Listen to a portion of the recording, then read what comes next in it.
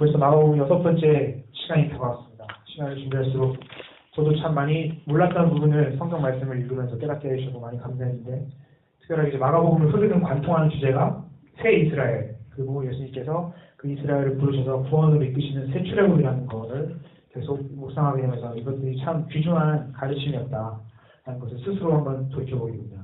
지난 시간에 저희가 배운 내용은 새 이스라엘의 정체성이 무엇인지, 예수님께서 세우신 12제자의 모습이랑 특징을 통해서 그들이 어떤 사람들인지 살펴본 것이 주된 내용이었습니다. 그리고 예수님이 세우신 사람들과 대비되어서 예수님을 적대했던 그분의 가족들, 서기관들의 모습을 통해서는 하나님 나라에서 멀어진 사람들의 모습이란 무엇인지 살펴보았습니다. 예수님의 가족들은요, 그분과 가장 가까워서도 그분의 정체성을 무시한 채로 예수님을 체포하려고 맞섰고, 서기관들은 예수님의 가르침의 권세를 부인하고 성령으로부터 임하신 그분의 역사를 귀신의 역사로 치부하면서 예수님을 대적하였습니다. 그리고 이런 서기관들이 범한 죄는 하나님께로부터 권세를 모독함으로 성령 모독죄였다고 말했고 용서받지 못하는 죄였다라고 말씀드렸죠.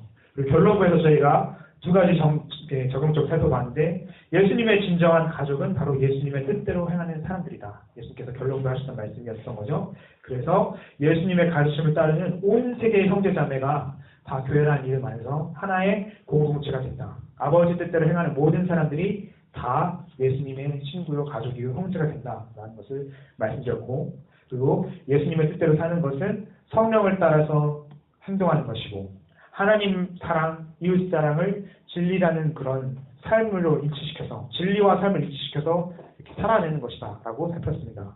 이것이 신약이 말하는 유일한 새 이스라엘의 정체성, 민족적 혈통, 가족의 혈통, 그리고 국가적 혈통에서 나오는 것이 아니라 하나님의 가족이 되는 유일한 자격 조건이라고 말했고, 이렇게 살면서 우리의 자격, 정체성, 교회로 부르신 바 된 사람의 목적과 정체성 무엇인가를 분명하게 한번 생각해보자 라고 얘기를 드렸습니다.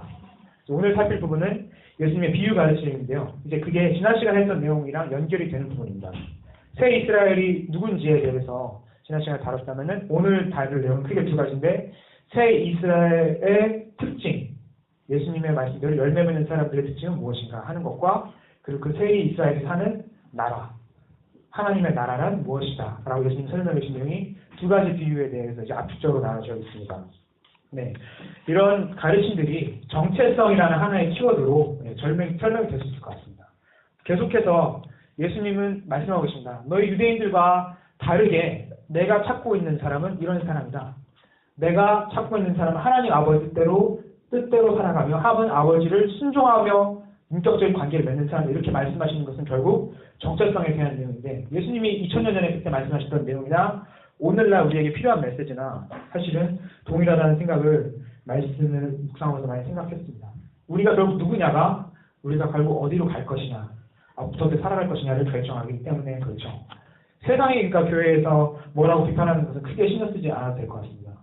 그들은 예수님의 복음이 뭔지도 모르고 그분의 사랑과 헌신과 십자가가 어떤 의미인지 깨닫지 못하고 그 귀중함을 깨닫지 못하기 때문에 세상의 교회는 이래, 교회는 어때? 라고 자기들의 기준으로 정체성을 남긴 이렇게 왈가왈부하는 것은 크게 신경 쓰지 않아도 될 것 같은데요. 중요한 것은 우리가 하나님의 말씀 앞에 어떤 정체성을 가지고 살아가느냐인 것 같습니다. 그것들이 오늘 우리의 말씀을 통해서 깨닫게 해주시는 메시지가 되었으면 좋겠는데, 본성적으로 하나님을 거부하는 죄성이 인간 안에는 있죠. 근데 더 중요한 것은 하나님의 기준 앞에서 우리가 바르게 서지 못하게 되었다면은 이 기쁜 새 출애굽의 소식을 전할 수 있는 동력도 사라지고, 무엇보다 우리 자신이 하나님 앞에서 영원히 버림받아 되어져서 영원한 심판과 생명 이 사이에서 심판의 길로 접어들 수밖에 없다라는 것을 깨닫게 해주기 때문입니다. 그러니까 중요한 것은 정체성이죠. 국가가 태어날 때 시민에게 주민번호를 주는 것처럼 하나님 나라의 정체성은 결국 하나님의 백성을 어떻게 사는 것이냐, 그거에 대한 원리를 예수님께서 오늘 말씀해 주고 계시고, 이것이 결국 우리가 오늘 살아야 되는 제자된 삶이라는 것이라는 것도 연결이 되는 것 같습니다. 어떻게 살아야 제자의 삶인가, 그것들에 대해서 생각할 수 있는 것 같은데, 본문의 구조를 간단하게 살펴보시면은 먼저 1절에서 25절까지를 한 묶음으로 보시면 될 것 같습니다. 여러 가지 짜잘하게 나눌 수 있겠지만 크게 두 덩이로 보는 게 좋은 것 같아요. 1절에서 25절은 씨 뿌리는 비유를 통하여서 새 이스라엘의 특징, 무엇인지 보여주시고 또한 새 이스라엘과 다른 불신자의 특징을 보여주고 계십니다. 그리고 26절에서 34절은 씨앗을 스스로 자라는 씨앗의 비유를 통해서 하나님 나라는 무엇인가, 그 새 이스라엘이 살아가는 하나님 나라의 특징은 무엇인가, 두 가지. 그러니까 나라가 있고 백성이 있죠. 그 두 가지를 설명해 주신 게 오늘 이 비유 이들의 핵심적인 내용인 것 같습니다. 저희가 아까 읽은 1절에서 9절로 바로 넘어가도록 할게요. 1절에서 9절은요. 씨 뿌리는 자에 대해서 우리가 너무 익숙하게 하고 잘 알고 있는 말씀이죠. 근데 이게 중요한 것은 하나님의 아들의 사역이랑 연결 직접적으로 되는 비유라는 것을 한번 염두에 두시고 읽어보시면 좀 새롭게 읽힐 수가 있을 것 같습니다. 일단 이 비유에서 저희가 아까 읽은 본문이죠. 씨 뿌리는 자는 우선적으로 말씀을 전하는 자입니다. 그리고 말씀을 전하는 자는 마가복음의 정황 안에서 보면 분명하게 예수님이로 분명히 정해지죠. 그래서 이 비유는 그분의 사역과 그 예수님의 사역에 의한 반응을 나타내는 비유라고 할 수 있습니다. 크게 네 가지 반응이 있다라는 것이죠. 길가, 돌밭, 가시떨기가 하나의 묶음이 되고 열매 맺지 못한 세 부류의 집단을 말씀하고 있는 것이고 나머지 한 군데 30배, 60배, 100배의 결실을 맺은 한 옥토가 있다라는 것인데 이 사람들이 결국 새 출애굽에서 긍정적인 반응을 보인 예수님의 부름을 받은 사람들이요.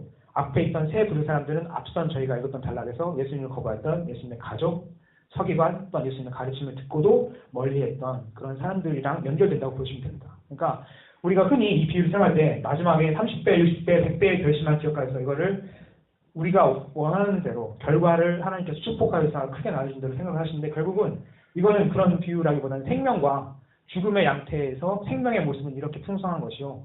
앞에 세 가지는 죽음, 하나님 앞에 반응하지 않은 사람들의 세 부류를 정확히 묘사해주는 것이죠. 그러니까 어찌 보면은 냉정하게 하나님 나라의 비유를 정확히 선표해주고 계시는 그런 중요한 말씀이 돼 또한 믿는 자, 하나님의 말씀에 씨앗을 낳는 자가 얼마나 풍성한 열매를 누리게 될 것인가에 대한 것도 극명한 대비로 보여주는 거라고 할 수 있습니다. 일종의 과장법이 중요하게 쓰여진 비유인 것 같아요.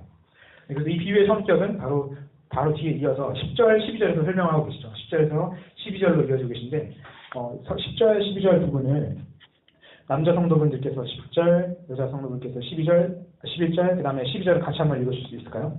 네, 그러면 바로 아래 있는 거 시작을 해주시면 좋겠습니다. 시작. 예수께서 물로 계실 때 승리하는 사람들이 12 제자와 더불어 그 위에 되었으니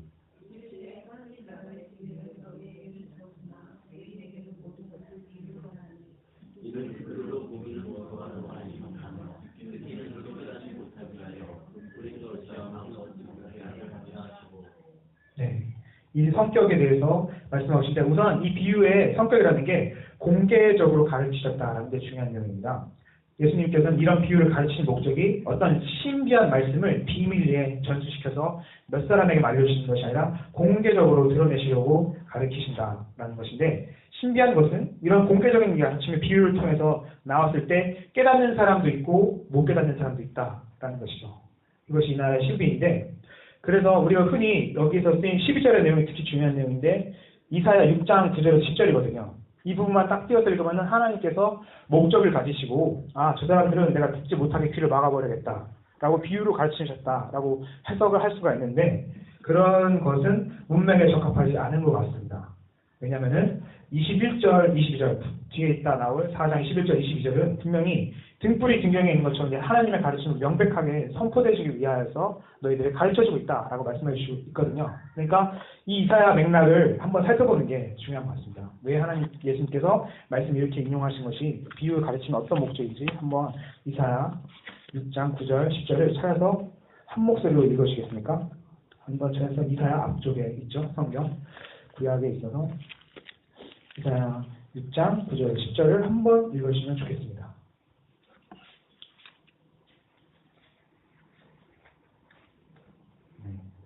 찾으셨으면 한 목소리로 모아서 한번 읽으시면 감사하겠습니다. 시작.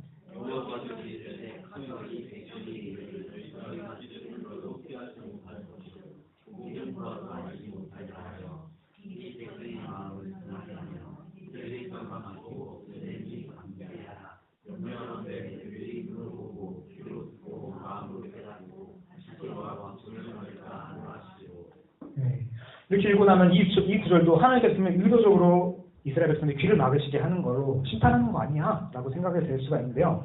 더 큰 문맥의 단위로 보면 이스라엘 6장 전체가 말하고 있는 것은 하나님의 말씀을 보아서 깨달은 자가 그루터기가 되는 것이고, 그렇지 않고 하나님 말씀 이미 거역했던 사람들은 마음이 어두워졌기 때문에 너가 예언을 전한다 할지라도 깨닫지 못할 것이다. 그 상태로 버려지게 된다. 그러니까 너는 널 가서 할 말을 전하라고 하나님 부르시는 이사야의 소명에 관한 내용입니다. 그러니까 중요한 것은 하나님의 목적을 가지고 너는 비밀한 걸 깨달아라. 너는 이거를 알지 못하게 된다. 아니 너만 알아라. 이렇게 말씀하시는 게 아니라 하나님의 말씀이 이미 선포되었지만 듣고 깨달아 반응한 자가 있다. 더불어서 그렇지 않은 자가 남아있다. 이 두 가지 대비가 나타나는데 이것이 마가복음에도 이어지는 것이죠. 씨 뿌리는 기회에서 말씀을 결실한 자들의 대비와 말씀을 맺지 못하는 세 부류의 사람들의 모습을 대비해서 이미 하나님의 선포된 말씀을 어떻게 반응하느냐에 따라서 대비로 보여주는 게 이 맥락입니다. 그것을 잘 이해해야 되는 게, 이게 마가복음에서도 중요한 내용은 이 비유 가르침은 마가복음 12장 11절에 나오지만은 그 제사장, 서기관, 장로들도 이 비유를 듣고 깨달았거든요. 이 비유가 바로 자기들을 향하여 비판하고 계신 비유라는 걸 깨달았습니다. 그럼에도 불구하고 그들은 그것을 거부했죠. 그러니까 중요한 것은 예수님이 비유로 가르치신 것은 결코 깨닫지 못하게 하는 것이 아니라 과장과 그런 것을 통하여 더욱더 분명하게 메시지를 선포하셨지만, 사람들의 마음이 완악하여서 거부하고 살 때는 이미 그 말씀이 들어가지 않고 거부되는 모습들이 나왔는데, 그것이 하나님의 백성과 하나님의 백성 아닌 사람들의 대비로 이렇게 드러남을 보여주고 계신 것입니다. 그런 것들을 살펴서 보면은, 그래서 이사야 6장의 핵심은 보아서, 하나님의 말씀 보아 어떻게 반응하냐이고, 마가복음도 그런 맥락에서 예수님의 말씀을 이렇게 이사야의 내용으로 연결해서 보여주고 있습니다. 그래서 본문에 나오는 것은 마음이 완악하여져서 예수님을 거부하는 유대 지도자들은 하나님의 말씀을 깨닫지 못하는, 열매 맺지 못하는 자들이요, 반면에 하나님의 말씀에 반응하는 자들은 영원한 상급을 누려, 즉 30배, 60배, 100배의 결실을 맺어서 영원한 하나님의 나라에 동참하게 되는 그런 백성이 된다라는 이 대비를 보여주는 것이죠. 그러니까 예수님의 비유라는 게 숨겨진 비밀한 가르침 아니라는 걸 절대 기억하시면 좋겠습니다. 그리고 이거는 비유뿐만 아니라 예수님의 말씀을 해석하고 또 성경을 읽을 때 우리가 삼아야 되는 중요한 원칙인데요. 성경은 비유풀이집이 모음집이 아닙니다.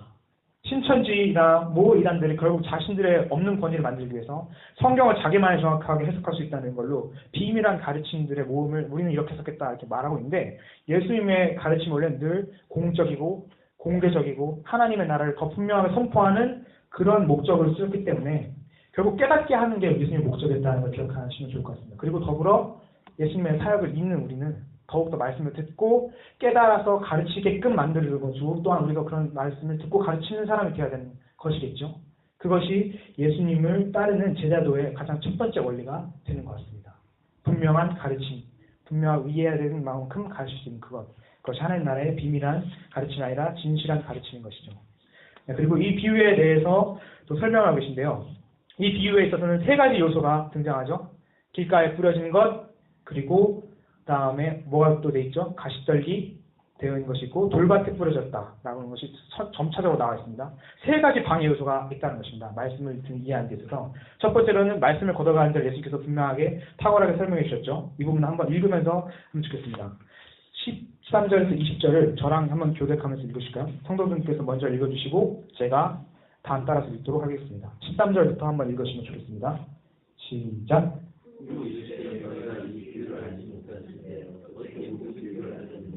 뿌리는 자는 말씀을 뿌리는 것이라.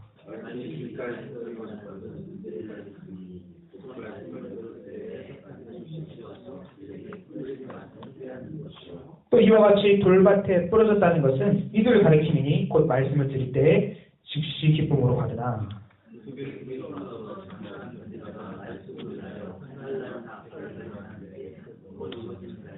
또 어떤 이는 가시떨기에 뿌려진 자니 이들은 말씀을 듣기는 하되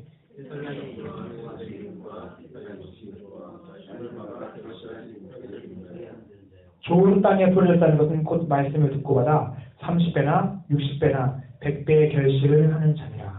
분명히 예수님께서는 다른 주석이 필요 없을 정도로 명확하게 설명하고 계십니다. 사탄은 방해라는 게 1차적인 방해랍니다. 길가에 뿌려져서 걷어갔다는 건 그거죠. 이것은 사탄으로 인한 1차적인 영적인 방해입니다. 사탄의 최고 전략은 아예 말씀이 선포되지 못하게 막아버리는 것이죠. 말씀이 주어지자마자 뿌린 것을 걷어감으로 아예 기회를 막아버리는 원천봉쇄가 첫 번째 전략이고, 두 번째로 이제 말씀이 뿌리를 내렸다 할지라도 환란과 박해에 대한 두려움이 사회적으로 생긴다는 것이죠. 그러니까 이것이 초대교회 공동체가 로마에서 겪었던 상황과 유사한 것 같습니다. 그러니까 예수님 말씀을 듣고 이게 진실한 건 아니지만은 사람들이 이것을 공개적으로 신앙 고백했을 때 받는 박해가 얼마나 큰지 두려워서 자기들만의 비밀한 모임으로 이렇게 사용을 했었던 것이죠. 그리고 이걸 넘어서 이제 말씀이 어느 정도 뿌리가 내려지고 결실을 하게 됐지만 뿌리가 얕게 되는 상황이 있습니다. 세상의 연명, 재물, 기타 욕심들. 아까 저희가 낮에 들은 말씀에 비교해서 보면 그것이 정확히 만몬의 정신인 것이죠. 세상에서의 안나. 그러니까 이 세 가지의 장애물이 순차적으로 등장합니다. 영적으로 우선 사단이 말씀을 막아버리는데, 또한 말씀이 뿌리 내렸다 할지라도 사탄 또한 사회를 통해서 이걸 압박하게 하고, 사회적인 것도 이제 극복하게 되면은 우리의 심리적인, 내부적인 영향을 공격하여서 말씀을 걷어가는 것이다. 중요한 것은 이 세 가지가 다 결실하지 못하는 상황이라는 것이죠. 그것이 불신자의 다양한 양태를 보여주고 있습니다. 불신자는 우선 말씀을 듣지 못하는 사람입니다. 두 번째로는 말씀을 들었다 할지라도 말씀을 받나 받기 때문에 두려움 때문에 온전한 신앙을 결실하지 못하는 사람이고, 세 번째로는 말씀을 듣고 기독교 가치를 따라 살아가는 것 같다 할지라도 세상의 염려와 근심, 걱정 때문에 결정적인 순간은 믿음이 아니라 다른 방향으로 자신의 방식으로 선택하는 이것이죠. 중요한 것은 이 세 가지가 다 불신자의 영역이고 심판의 영역이 된다는 것을 앞에 있던 말씀에 비춰보면 알게 되는 것입니다. 열매가 없는 것 자체가 바로 심판인 것이죠. 하나님의 유일한 기준은 말씀을 따라 열매를 맺는 삶, 말씀과 행함이 일치하는 삶이라는 것입니다. 그래서 이 비유는 중요한 게 열매 맺는 삶의 중요성을 말해주고 있습니다. 말씀을 깨닫지 못하면, 혹은 또 깨달아도 뿌리를 내리지 못하면 말씀대로 살지 못해서 결국 열매를 맺지 못하기 때문입니다. 그리고 이것을 기억하셔서 생각하시면 좋겠는 게, 말씀을 듣고 깨닫는 과정 자체가 굉장히 치열한 영적 전투인 것입니다. 사단에서, 사회에서, 개인의 심리의 영역에서 이겨내지 않고서는 이 말씀을 들어서 결실하지 못한다라는 것이죠. 이것이 그때나 지금이나 하나님의 백성으로 새 이스라엘을 사는 가장 큰 관문입니다. 사탄을 이겨야 되고 사회를 이겨야 되고 자신의 마음 내면의 연약함을 이겨내지 않고서는 말씀을 결실을 맺을 수가 없습니다. 그리고 이런 사람의 상태를 씨앗에 비유한 것은 예레미야서 31장 27절에 나와 있는 내용인데요. 네, 제가 찾아서 읽지는 않도록 하겠습니다. 근데 어떤 배경인지는 설명을 드릴게요. 이게 뭐냐면은 이 말씀은 곧 이스라엘의 회복과 관련해서 주어졌습니다. 새 언약이라고 말씀하죠. 예레미야의 새 언약 부분은 예레미야 31장인데, 이 새 언약을 맺는 과정에서 하나님께서 씨 뿌리는 것을 통해서 내가 이 사람의 씨를 뿌리니까 이 씨가 열매를 맺어서 될 것이다 라는 선언을 하고 계시죠. 그걸 통해서 보면은 하나님의 백성을 회복하시는 과정에서는 분명히 이렇게 씨를 뿌리는 것 같은 열매와 수고를 하나님 친히 하신다라는 내용이 담겨져 있고, 사실 그런 맥락을 예수님께 담아서 이 씨 뿌리는 피를 통해 설명하고 계신 것입니다. 그러니까 하나님의 언약 백성, 약속된 사람들을 새롭게 창조하시고 약속을 맺으시는 과정은 이런 씨 뿌리는 말씀의 사역이 늘 전제가 된다라는 것을 말씀하고 계시고, 이게 하나님의 백성을 유일하게 하나님께서 만드시는 방식입니다. 그렇게 할 때 우리가 이것을 기억하여서 이 새 출애굽의 사역이라면 결국 말씀 열매를 맺는 삶이구나 라고 정의를 내리면 좋을 것 같고요. 그리고 이 말씀 맺는 과정에 세 개의 방해물이 있지만, 사탄, 사회, 그리고 내 안에 심리가 있지만 이것들을 넘어서서 갈 수 있다면, 예수께서 그런 십자가의 죽으심과 부활을 통해 길을 열어주셨으니까 나도 그런 열매를 맺을 수 있구나. 그래서 그분을 진정으로 따라 열매를 맺는 삶을 살 수 있겠다라고 이렇게 결심하는 과정이 중요한 것 같습니다. 그리고 이런 비유의 목적은 21절에서 25절에 나와 있어요. 뭐냐면은 등불의 등경의 비유가 나와 있죠. 이 부분은 같이 한번 읽어볼까요? 이 부분은 남자 성도분들께서 21절 읽어주시고 여자 성도분들께서 22절을 한번 읽어주시면 좋겠습니다. 그 다음에 교독을 한번 해주시면 좋겠습니다. 시작. 21절입니다. 4장 21절. 제가 잘못 적은다고요. 죄송합니다. 4장 21절입니다. 남자 성도분들 먼저 읽어주시고 여자 성도분들이 다음 읽어주시면 좋겠습니다. 시작. 또 그들에게 이르시되 하나님의 등불을 가져오는 것은 말하려나 혼나를 일어납니다. 등교도에게 등경이 아니하나.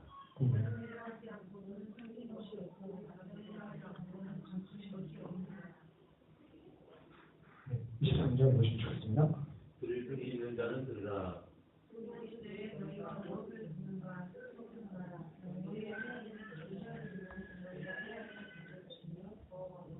같이 읽겠습니다. 있는 자는 받을 것이요 없는 자는 그 있는 것까지도 빼앗기리라. 네. 이 설명은 앞에 씨 뿌리는 비유가 되게 긴밀한 연관을 가지고 있습니다. 마치 등불을 가져오는 목적이 평상 아래에 두는 게 아니라, 그러니까 탁장 아래에 두는 게 아니라 탁장 위에 세워서 불빛을 밝히 비치는 것처럼 예수님의 가르침은 널리 들리고 깨닫게 함으로 그것을 전파하게끔 하게 된다라는 것이 나와 있죠. 아까 저희가 세 가지에 대해서 말씀드렸죠. 네. 예수님의 십자가의 고난을 동참하기 위하여는 세 가지 장애물을 극복해야 되는데 사탄을 이겨야 됩니다.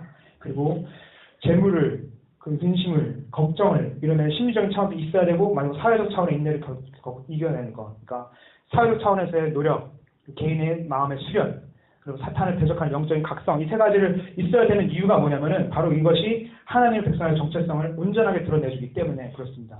그렇게 하는 것이 바로 등불이 밖에 비추는 것과 똑같은 원리인 것이죠. 그렇게 함으로써 원하시는 것이 무엇이냐면은 바로 심판을 기억하라 라는 것을 말씀하신 것입니다. 너네가 이 등불로서의 역할을 온전하게 감당하지 못하면은 하나님께서 분명히 너에게 심판으로 물으실 것이다. 그것이 24절, 25절에 나와 있는 말씀인데, 24절의 원의미를 좀 원어상에 가깝게 번역하면 이렇게 할 수가 있습니다. 너희가 되어주는 그 되박으로 너희가 되어받을 것이기 때문이다 라고 말씀을 하고 있는 것이죠. 그러니까 우리의 행동이 앞에서 나온 비유에서 반응처럼 어떻게 드러나느냐에 따라서 하나님께서 그에 맞게 합당한 심판을 주신다라는 것을 말씀해주고 있습니다. 그리고 잃는 자는 더 갖게 되고, 있는 자는 더 받게 되고, 없는 자는 빼앗긴다는 것은 결국 부익부 빈익빈을 말씀하시는 게 말씀의 원리를 생각하시면 좋을 것 같은데요. 말씀을 받은 자, 그 사람은 더욱더 풍성한 결실을 맺게 되어서 하나님께 나아가게 되지만, 열매가 없는 자는 있는 것마저, 즉 말씀마저 빼앗기게 되는데, 말씀을 빼앗게 되면 하나님을 만나게 되는 유일한 기회만 상실되기 때문에 모든 것을 잃어버리게 된다. 그러니까 말씀을 맺고 가지고 있는 자는 더 결실하기 위해서 노력하게 되고 풍성해지지만, 말씀 없이 사는 사람에 있어서는 그 사람은 영원한 하나님과의 관계의 단절이 이루어지게 될 것이다. 그러니까 더 잃게 된다라는 것을 설명하고 있는 것이죠. 이런 것 자체는 하나님의 은혜의 성격이라는 것을 보여주고 있습니다. 그러니까 하나님은 되게 인격적인 분이시죠. 근데 그 인격적인 그 반응에 우리가 하나님 앞에 정직하게 반응하는 만큼 하나님은 더 풍성하게 부어주실 뿐만 아니라 우리가 하나님 앞에 무관심하게 대하는 만큼 하나님 앞에 합당한 심판의 대가도 받게 됨을 분명하게 보여주고 계십니다. 그러니까 이런 것은 사람이 이해하기 어렵다 할지라도 하나님 편에서 철저한 은혜의 원리가 되는 것이죠. 제자들이 예수님을 따라서 이 진리를 더욱 확고하게 붙잡고 변화되게 되면은 영원한 생명의 상급을 영원히 얻게 되지만, 이 말씀을 거부하는 자는 점점 이 마음을 완악하게 해줘서 구원의 가능성에서 완전히 단절하게 되는 것입니다. 그러니까 자기의로, 자기를 뜻대로 자기가 모든 것을 할 수 있다는 그 의의를 가진 사람은 더욱더 그 마음이 완악하게 되어지고, 하나님의 말씀으로 그것을 은혜로 변화되지 않는다면 영원히 하나님 앞에서 버림받게 되어지는 그 무서운 경고를 하나님께서 말씀하고 계신 것이죠. 그래서 예수님을 따라서 자기를 부인하고 십자가의 길을 가는 이 새 출애굽의 여정에 동참하는 게 얼마나 중요한지를 다시 한번 생각하면 좋겠습니다. 그것이 영원한 생명 그리고 영원한 멸망을 가르는 기준이 되기 때문에 그렇습니다. 말씀에 어떻게 반응하며 사는가, 그것이 중요한 것입니다. 이게 유대인들의 생각과는 굉장히 다른 원칙입니다. 유대인들은 살고방식에 이렇게 생각했거든요. 탈무드나 여러 가지 경험들을 보면 핵심은 결국 이겁니다. 내가 행한 만큼, 기도한 만큼, 근식한 만큼 하나님께서 나에게 복 주시는 것이다. 그것이 하나님의 혈통을 받은 유대인의 특권이다 라고 말을 하고 있는데, 하나님의 말씀을 예수님께서 바르게 가르치실 때는 그렇게 하지 않으셨습니다. 나를 믿고 따르느냐, 나와 인격적인 관계를 맺느냐, 이 기준만으로서 하나님의 말씀이 세워지는 것이지 다른 기준으로 세워지지 않는다라는 것을 말씀하고 계신 것이죠. 그러니까 우리의 마음이 말씀 앞에 겸손해진다는 게 무엇인지 한번 생각해 보면 좋겠습니다. 하나님의 백성은 결국 말씀으로 산다라고 할 때 모든 기준과 생각과 행동의 결과까지도 이 말씀에 비추어서 점검하는 것이 결국 하나님 나라의 열매 맺는 백성의 삶인 것이고, 그 삶만이 예수님께서 유일하게 말씀하신 기준입니다. 이것들을 잘 기억하면 좋겠습니다. 그렇게 하고 이제 다음, 여기까지가 이제 하나님 나라의 백성의 특징에 대해서 설명을 했죠. 다음은 이제 26절부터 나머지 저희가 이 부분 끝까지는 하나님 나라의 특징에 대해서 설명하고 있습니다. 하나님 나라의 신은 이런 사람이었다면 하나님 나라의 백성은 어디서 하느냐, 그거에 대한 답을 주고 있는 게 26절에서 34절까지이죠. 유대인의 기대와 달리 예수님의 대답은 이것입니다. 유대인의 너희들의 기대와 달리 보이는 형태, 정치적인 형태로 하나님 나라가 완성되어서 임하는 것이 아니라 보이지 않는 마음에서 시작되는 하나님 나라가 확장되어 영원한 나라로 크게 풍성하게 될 것이다. 이 비유가 일종의 과장법인데, 하나님 나라의 폭발성이 어떻게 이루어지는지를 보여주고 있습니다. 이 부분도 한번 읽어보면 좋겠습니다. 자라는 씨앗의 비유를 두 가지 비유가 있는데 26절에서 29절까지 자라는 씨앗의 비유로서 그 나라의 폭발성을 말하고 있고 겨자씨 비유도 앞에 있는 내용이랑 비슷하지만 더 폭발적인 하나님의 나라의 확장을 설명해주는 그런 두 번째 비유입니다. 두 가지가 같은 내용인데 먼저 26절에서 29절을 먼저 읽도록 하겠습니다. 제가 먼저 읽고 다른 성도들도 읽었으면 좋겠습니다. 읽겠습니다. 또 이르시되 하나님의 나라는 사람이 씨를 땅에 뿌린 것 같으니 그가 감당하고 깨고는 중에 시기가 나서 자라되 어떻게 그리 되는지를 알지 못하느니라. 쌍이 스스로 열매를 맺되 처음에는 싹이요 다음에는 이삭이요 다음에는 이삭에 충실한 곡식이라. 열매를 입으면 곧 나는 되나니 이는 출생을 들었습니다. 네, 이 스스로 자라는 땅의 씨앗의 비유를 통해서 말씀하시고자 하는 것은 결국 희년입니다. 희년이라는 것은 땅을 놀리게 될 때가 오는 것이죠. 하나님의 앞에서 더 이상 추수할 노력을 하지 않아도 근데 중요한 것은 이런 자유와 노동의 해방과 노예 해방까지 이루어진 희년의 성격이 이 나라에서 이루어지고 있다는 것입니다. 하나님 나라는 희년과 같습니다. 우리의 수고가 있고 노력이 들어가 있지 않아도 하나님께서 결실과 열매를 주시는 것이다 라는 것을 설명하고 계신데 그 당시 유대 사회에서 이 희년은 애굽에서 종살이하던 이스라엘이 출애굽을 기억하게 하는 이런 제도였습니다.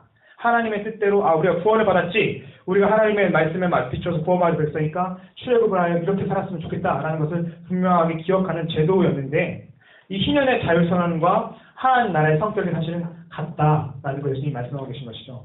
결국 하나님 나라는 해방시켜주는 것이고 자유를 선포하는 것이다 라는 것을 보여주신 게 예수님의 의도였습니다. 그러니까 구약의 이런 모든 제도들, 그러니까 땅을 온전히 50년째 되는 날에 놀게 하고 그 다음에 완전한 안식과 자유를 통해서 회복시키는 그것이 바로 예수님을 통하여 완성된 새 출애굽을 구약에서 사실 예고하고 있었다라는 것으로 말씀하고 계신 것이죠. 가업이 회복되고 노예는 해방되며 토지와 가사는 원래 주인에게 돌아오는 것처럼 하나님께서는 사탄의 노예되었던 백성들을 해방시키시고 하나님의 나라를 영원한 기업으로 확장시키고 회복시키시는 그 사역을 하신다. 이게 예수님의 의도였던 것입니다. 이게 하나님 나라의 희년적인 성격이고 그 성격은 마가복음 10장 14절에 나와 있는데요. 제가 한번 읽도록 하겠습니다. 어린아이들에게 자신의 다가온 어린아이들을 말씀하시면 하나님 나라의 성격을 이렇게 말씀하시는데 내가 진실로 너희에게 이거 14절이네요. 다시 제가 읽도록 하겠습니다. 예수께서 보시고 노하시어 이르시되 어린아이들이 내게 오는 것을 용납하고 금하지 말라. 하나님의 나라가 이런 자의 것입니다. 그러니까 보이지 않는 씨가 자라는 것처럼 하나님의 나라는 연약한 자들이 하나님 앞에서 가장 크게 대접을 받게 되는 하나님의 나라가 된다는 것입니다. 희년적인 성격으로 자유화가 선포됐을 때 그 나라는 눈에 보이는 가시적인 어떤 제도나 이런 형태로 완성되는 게 아니라 어린아이처럼 연약해지고 복음 앞에서 낮아진 마음을 하나님 온전히 소유하게 되는 그 땅이다라는 것이죠. 그것이 하나님 나라의 성격이기 때문에 이것이 중요합니다. 오늘날 교회가 외형적인 걸 많이 추구하고 하나님의 뜻 안에서 우리는 이런 엄청난 사업을 감당하고 있습니다. 하나님의 백성을 구원하기 위해 여러 가지 이런 사업들을 확장하고 있습니다라고 말하고 있는데 이거 본질적으로 하나님 나라의 성격과 다르다라는 것이죠. 그 나라는 보이지 않는 곳에서 약자들을 통하여 그 약자들이 주인이 되어서 확장되고 알아지고 있는 것인데 그 나라의 성격은 결국 그러니까 노력으로 기울어지는 게 아닙니다. 하나님의 은혜로서 씨가 저절로 자라는 것처럼 약하여진 자가 결실하게 되고 해방된 자가 아무런 노력도 없이 탕감을 받게 되는 것처럼 그렇게 확장되고 펼쳐져 나가는 하나님 나라니까 제도 차원에서 사회 차원에서 하나님 나라를 구현한다. 분명히 좋은 말씀이고 좋은 내용이지만 원래 하나님 나라의 성격은 약자를 통하여 하나님의 그런 낮아지심을 통하여 우리가 이렇게 하나씩 확장해가는 내면적인 것이다. 아까 중요한 것 같습니다. 우선적으로 하나님 나라의 성격은 그런 것이다. 라는 걸 보여주는 게 좋을 것 같고요. 또 26절에서 29절의 비유의 연장선으로 30절에서 32절의 겨자씨 비유 역시 폭발적인 하나님 나라 확장을 좀 많이 성장하여 보여주고 있습니다. 이 부분도 한번 읽고 그냥 제가 한번 설명하겠습니다. 이 부분 30절 성도님께서 읽어주시고 제가 32절 이렇게 교독하면서 한번 읽도록 하겠습니다. 시작.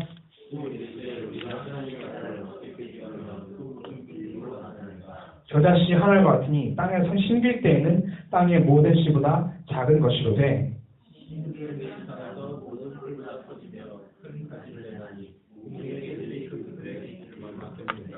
네, 이 나무가 자라서 새들이 깃드는 이 표현은요 정확히 구약에서 나오는 또 언어를 예수님께서 사용하신 겁니다. 에스겔서 31장 6절에 보면요. 네, 찾아서 읽지는 않도록 하겠는데요. 여러분 많이 좋아하신 것 같아서 그런데 거기서 보면은 공중의 새는요 여러 민족을 가리킵니다. 근데 그 민족들이 여기서도 동일한 맥락인데 에스겔서에서 문맥에서의 나무는 아수르거든요. 근데 아수르의 여러 민족이 곁들여서 쉬게 된다라는 의미로 봤을 때 열방이 외국에 자신들이 비난하고 배척했던 외국 사람들조차도 하나님의 구원에 포함된다는 것을 에스겔 선지자가 분명히 보여주고 있습니다. 따라서 하나님 나라의 보편성이 드러나는 것이죠. 이런 구약의 언어를 의도적으로 차용하신 것은요. 하나님 나라에서는 너희들이 생각하는 것처럼 유대인만 들어가는 것이 아니라 모든 열방을 사실 하나님이 아우르고 계신다라는 내용이 나왔고 사실 이거는 요나서, 예언서 등에서도 열방을 향한 안타까운 마음을 아신 하나님의 말씀이 담겨있는 그런 예수님의 말씀 뜻입니다. 그리고 이런 많은 족속을 포함한 하나님 나라를 시작했다는 게 작은 겨자씨부터 시작했다는 게 또 중요한 것이죠. 그 나라는 결코 눈에 보이는 거창한 이식으로 이렇게 되는 게 아니다. 큰 나무를 묘목을 저 산에서 뽑아서 이 산에 눈에 보고 이게 오늘부터 우리의 목표가 되는 샬롬 나무다라고 말하는 것이 아니라 작은 겨자씨가 자라서 새들이 곁들일 만큼 크게 확장된다는 것. 이것도 열심히 과정법인데 하나님 나라가 그런다는 것이죠. 복음이라는 작은 씨앗을 통해서 개인의 마음속에 열매가 맺어지고 하나님의 나라가 그 사람에서 먼저 시작됩니다. 그런데 그 나라가 더 옆에 있는 사람들 확장되면서 보이지 않지만 하나의 큰 왕국으로 만들어지고 완성되어져 간다. 그것이 그 나라의 폭발력을 보여주고 계신 것이죠. 네, 그리고 이 부분은 중요한 성경 구절 한번 제가 찾아뵙도록 하겠습니다. 에스겔서 17장 23절입니다. 에스겔서 17장 23절인데 제가 한번 읽어보겠습니다. 이스라엘 높은 산에 심으리니 여기서 심는다는 것은 높은 나무를 말씀하고 있습니다. 그 가지가 무성하고 열매를 맺어서 아름다운 백향목이 될 것이요 각종 새가 그 아래에 깃들이며 그 가지 그늘에 살리라. 이게 회복되는 다윗 나라, 우리가 예전에 목사님 설교 통해서 들었지만 다윗 언약이라는 게 있었죠. 사무엘 하 7장에 나온 그 다윗 언약을 통해서 백향목에 비교되는 게 결국 다윗의 왕국이거든요. 근데 이 백향목의 그늘 아래에 많은 새들이 머물게 되는 것처럼 회복될 메시아의 나라, 결국 다윗의 왕국이 말하는 하나님의 나라고 완성되는 메시아의 나라인데 그 메시아의 나라 안에서 하나님의 주권적인 통치에서 많은 열방이 와서 쉬고 안식을 누리고 회복되게 될 것이다. 그러니까 하나님 나라가 범세계적인 스케일이고 사실 여러 민족을 포함하고 있고 모든 사람을 위한 것이다 라는 걸 예수님께서는 말씀하고 계십니다.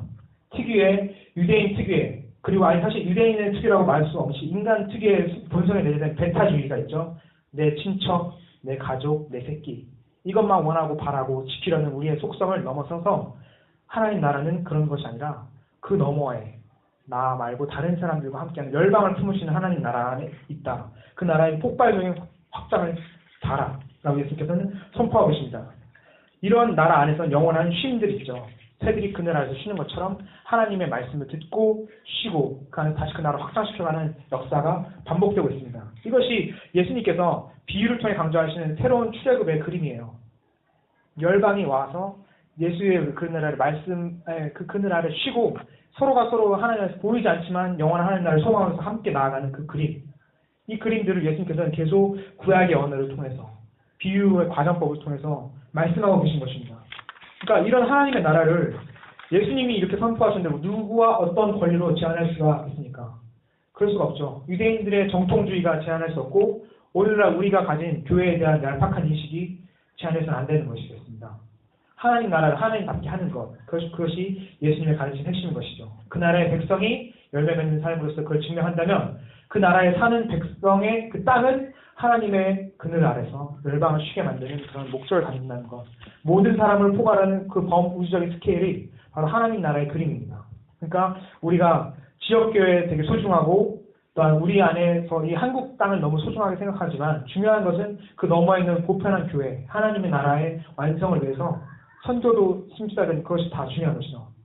그러니까 균형을 갖춰야 되는 것이 중요하다고 말씀드리고 있는 겁니다. 하나님 나라는 결국 내 안에서 시작하여서 온 세계와 우주 열방을 뻗어가는 것이고 그걸 우리의 비전이고 망상이 아니라 하나님께서 원래 의도하셨던 거구나 라는 것을 깨달았으면 좋겠습니다. 그리고 마지막 33절과 34절에 이 비유로 가르치신 목적 마지막으로 나옵니다. 이 부분을 읽고 정리를 하도록 하겠습니다.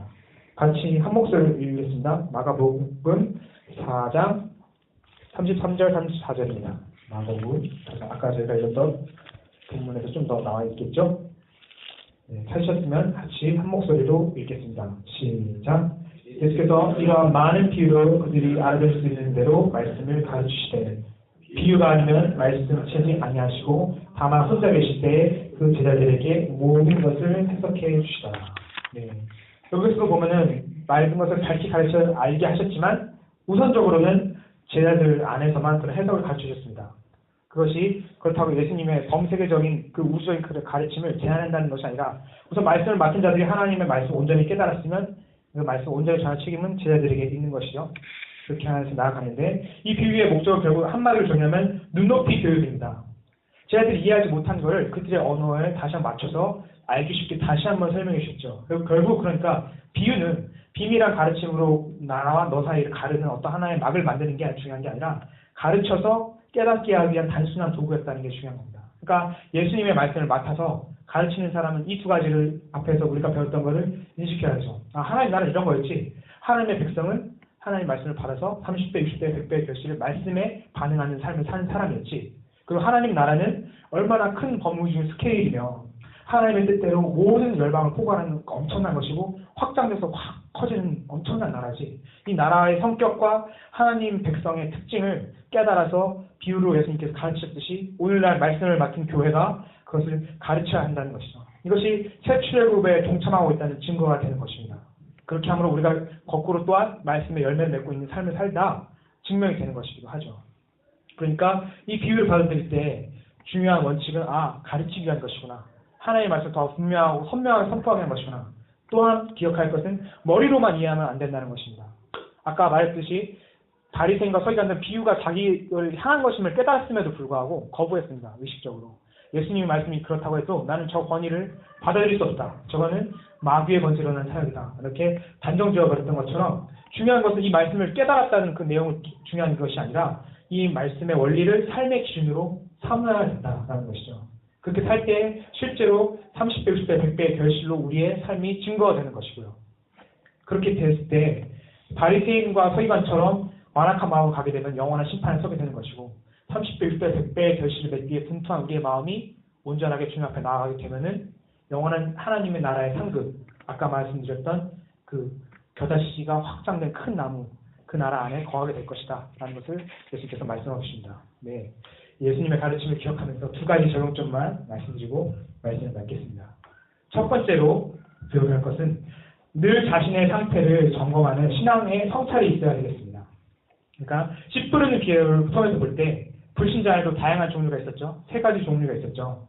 특히 오늘날 우리가 좀 기억해야 될 부류는 세 번째 부류인 것 같습니다. 말씀에 얕은 뿌리를 내렸지만 세상의 염려와 근심에 열매를 맺지 못하는 이 상황이 한국교회가 처한 역사적, 시대적 상황과 굉장히 많이 유사한 것 같거든요. 저 개인의 국한을 봐도 분명히 그런 것 같고요. 그러니까 스스로 속이지 말고 정직하게 자신이 하나님의 새출애굽의 백성으로 선포를 받은 사람인지 부르심을 받았다면 그에 마땅한 삶을 살고 있는 사람인지 살펴봐야 될 것 같습니다. 양심이 무뎌지면은 무늬만 기독교인으로 살기는 되게 쉽습니다. 교회에 출석하고 하나님께로 헌금하고 그냥 나는 왜 의무를 다하는 거야. 그러나 정신이 없다면 마음으로 예수님의 말씀을 거부한다면은 바리새인과 서기관처럼 심판의 자리에 설 수밖에 없는 것이죠. 민감한 양심으로 자기를 살펴야 되고 또 하나님께 구하면 하나님 나의 은혜를 주셔서 새롭게 나를 하실 것이냐 하는 믿음을 가지고 우리의 연약함과 예수님께 맡기고 나아갈 때 우리가 30배, 60배, 100배의 열매, 말씀의 열매를 맺는 그 결실을 맺을 수 있습니다. 그렇게 하는 것이 또 하나님 나라의 백성이 나 스스로가 그런 사람인과 동시에 나 이런 사람이니까 나를 보시오. 그리고 나를 보고 예수를 믿으시오라는 우리의 전도와 권위 있는 그 가르침에 힘을 더해줄 것이죠. 그것이 등불이의 등경처럼 우리를 하나님 말씀 같은 대로 세워주신 하나님의 목적인 것입니다. 그러기 위해서 기억하시길 좋겠습니다. 신앙적 성찰, 양심을 늘 새롭게 다시 한번 돌이켜보는 것. 두 번째, 이제 자라는 씨앗인 교회를 보면서 소망을 가졌으면 좋겠습니다. 아까 말씀드렸던 것처럼 교회는 보기엔 미약해 보입니다. 작고 어떤 사회적 제도나 이런 걸 뒷받침하는 게 아니기 때문에 저런 힘도 없는 나약한 그리고 무식한 무지한 세상의 지탄을 받죠. 그런데 역설적이게도 하나님 나라는 그런 연약한 씨앗에서 시작되어 폭발적으로 확장한다고 예수님께서 말씀해 주셨습니다. 우리의 연약한 모습은 자꾸 눈에 보이는 뭔가를 의지하고 싶기 때문에 바벨탑을 세우려는 속성이 자꾸 생기는 거겠죠. 건물을 자꾸 세우려는 것. 그리고 어떤 눈에 보이는 사람을 자꾸 우상시하는 것도 우리의 연약함이 보이는 것을 의존하고 싶은 마음 때문에 그렇습니다. 근데 예수님의 말씀처럼 보이지 않는 그 나라의 씨앗이 그 나라의 본질인 것처럼 또한 하나님께서 보이는 외형을 그렇게 싫어하십니다. 어떻게요? 말씀으로 순종하지 않고 자신의 뜻대로 세운 그 바벨탑. 하나님께서 분명히 크셨죠.